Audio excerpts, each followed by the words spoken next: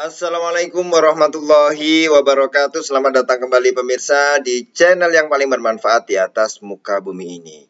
Banyak sekali kita saksikan para pemirsa, ada apa, dan ada apa. Mengapa banyak sekali pasangan yang menikah dini kemudian berujung dengan perceraian. Meskipun kita harus pahami bahwa tidak semuanya seperti itu. Artinya banyak juga yang menikah dini kemudian aman-aman saja. Tapi kenapa juga ada yang berujung kepada perceraian? Kita lihat beberapa rujukan, terutama penelitian ya. Ini ada penelitian bagaimana pernikahan dini dan pengaruhnya terhadap keluarga di sebuah kabupaten di Jawa Timur. Ya, yang ini kita lihat di abstraknya ya, di abstraknya. Jadi pernikahan di bawah umur menimbulkan dampak negatif bagi pelakunya, seperti pertikaian suami istri, ketidaksiapan ekonomi, konflik keluarga, sampai berujung ke perceraian. Nah, di sini dampak negatif ya para pemirsa daripada dari pernikahan dini itu sendiri ya. Dampak negatif seperti ini mungkin bisa diselesaikan, tapi mungkin juga tidak bisa diselesaikan. Meskipun misalnya ada pasangan dini yang kemudian mengatakan, kenapa kok cerai? Oh, bukan gara-gara poligami, bukan gara-gara KDRT misalnya. Ya berarti bisa dengan gara-gara dampak negatifnya seperti ini, misalnya pertikaian suami istri, ya kan, ketidaksiapan ekonomi, ya, konflik keluarga sampai berujung perceraian. Ini dalam satu jurnal disebutkan seperti ini, ya, dampaknya seperti itu. Kita lihat yang lain.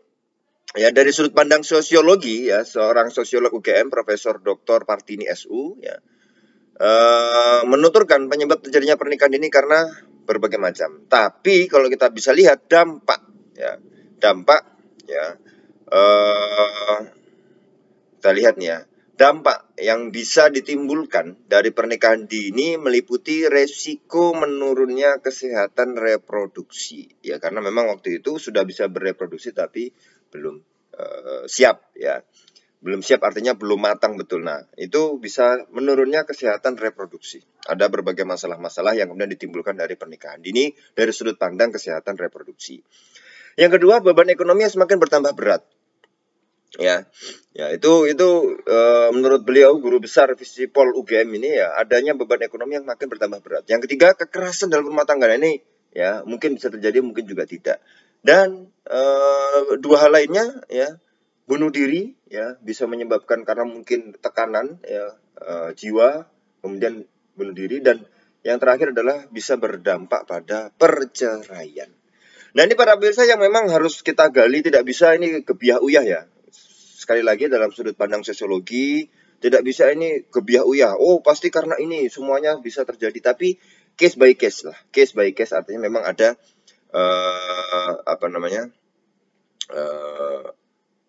harus sesuatu yang memang dilihat ya lingkupnya. Tetapi memang kebanyakan besar pernikahan dalam usia dini itu menyebabkan berbagai masalah yang tadi kita sebutkan. Maka pentingnya ini menjadi masukan kita bersama bagaimanapun ya. Karena gini pemirsa ya, ketika ada slogan misalnya ya, Indonesia tanpa pacaran, kemudian ada yang menikah dini, wah ini sebagai jargon atau di blow up besar-besaran. Yang dulu saya pikirkan para pemirsa, ketika ada slogan Indonesia tanpa pacaran, itu anak-anak itu tidak boleh pacaran, tapi belajar gitu, mengeksplor ke mentalnya, mengeksplor bakatnya, mengeksplor hobi dan cita-citanya. Tapi ternyata di balik Indonesia tanpa pacaran itu justru ada ajakan untuk menikah dini. Nah, ini yang saya tidak tahu ternyata. Saya juga baru, oh gitu ya.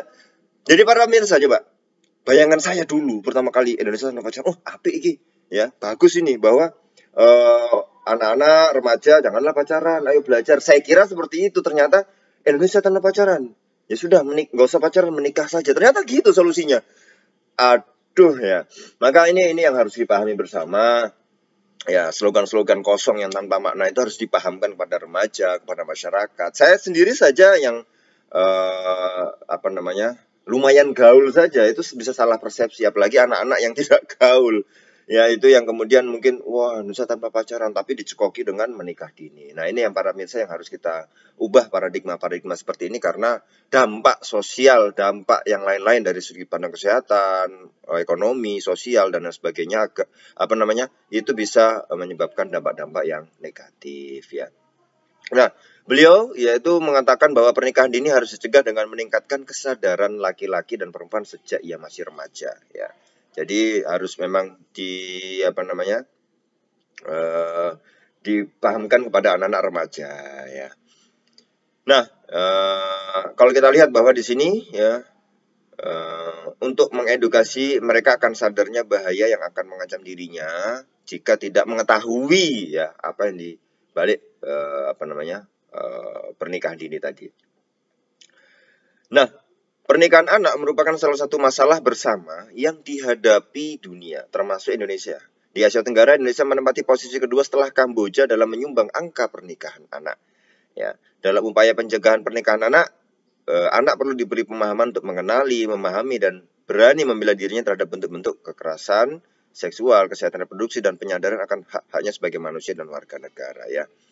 Nah, ini yang harus dipahami, karena beberapa artikel berita juga kemarin, ya, gara-gara pandemi nggak ada sekolah tatap muka, akhirnya beberapa remaja memutuskan untuk menikah.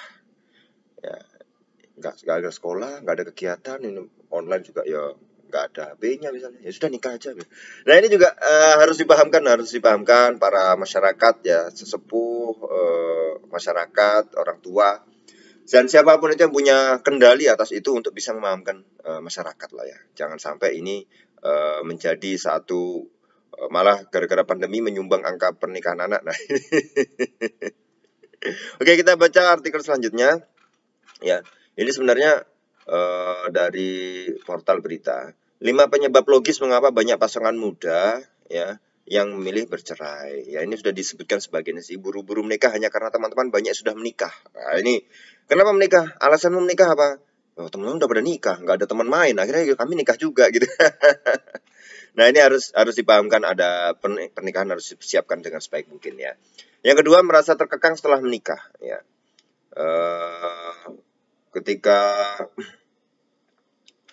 Ketika kemudian nah, ini, ya, merasa terkekang setelah menikah artinya bahwa di antara yang masih muda 18-25 tahun itu adalah usia seseorang masih ingin merasa bebas tanpa ada kekangan dari manapun, termasuk dari pasangan. Nah, dinyatakan bahwa kaget setelah menikah itu tidak bebas melakukan apapun seperti sendiri dulu, seperti layaknya dulu ketika sendiri. Ya, ini enggak terkekang. Ini tergantung orangnya sih, tergantung orangnya. Artinya suaminya kadang-kadang ya membebaskan dalam beberapa hal. Ya, mungkin mereka masih kuliah, mungkin masih ada kegiatan-kegiatan sosial. Tergantung suami atau istrinya membolehkan atau tidak. Mengekang atau tidak ini bukan paksa atau bisa rata pada setiap orang, pasangan enggak, tapi ini tergantung kalau menurut saya. Yang ketiga, masalah keuangan yang belum siap dialami. Kalau bagi orang yang sudah mampu sih kayaknya enggak masalah ini, ya. Enggak masalah. Tapi kalau kemudian harus ada tanggung jawab, nah ini yang harus belajar bertanggung jawab. Ini mungkin agak sedikit goncang karena tidak semua orang kemudian bisa untuk itu gitu, harus belajar ya minimal, tapi nanti suatu saat pasti akan bisa, tapi dalam proses belajar itu mungkin agak goncang, ya. 4, padatnya kesibukan yang bikin rumah tangga jadi tidak mesra, ya. Padatnya kesibukan satu sama lain pun menjadikan pasangan muda lebih banyak terjadi perceraian. Umumnya mereka masih belum bisa mengatur waktu, kapan harus bekerja, kapan harus bermesraan, ya. Ini ya mungkin kesibukan yang sebelumnya tidak ada menjadi ada gitu kan, kaget. Belum siap untuk menjadi orang tua, ya. Kebanyakan pasangan muda masih belum siap menjadi sosok orang tua untuk anaknya nanti. Alhasil salah satunya akan mengalami baby blues dan merasa stres saat mengasuh selama 24 jam tanpa berhenti. Ditambah malam hari biasanya begadang. Nah, ini ya memang butuh pengertiannya. Mungkin salah satu pasangan belum mengerti bagaimana menolong pasangan yang lainnya, bagi tugas, bersih rumah, mandiin anak, nyuapin anak, masak, buang sampah, nyetrika. Ya, ini butuh kebebasan memang dalam proses belajar, ya. Mungkin ada yang tidak kuat kemudian akhirnya ya melambaikan tangan ke kamera alias menyerah. Baiklah para pemirsa, ya. Ini beberapa analisa yang kemudian mengapa pasangan yang muda itu rata-rata bukan rata-rata, ya, bisa terjadi perceraian, yang artinya mereka menikah dini kemudian berujung kepada perceraian. Yang intinya bahwa yaitu menjadi hal yang harus betul-betul kita pelajari, kita analisa, mudah-mudahan itu tidak terjadi pada keluarga kita. Sehingga itu bisa menjadi salah satu bentuk nasihat tawasau bil haqqi, tawasau bisabri. Terima kasih para pemirsa, menjadi cerdas adalah pilihan. Wassalamualaikum warahmatullahi wabarakatuh.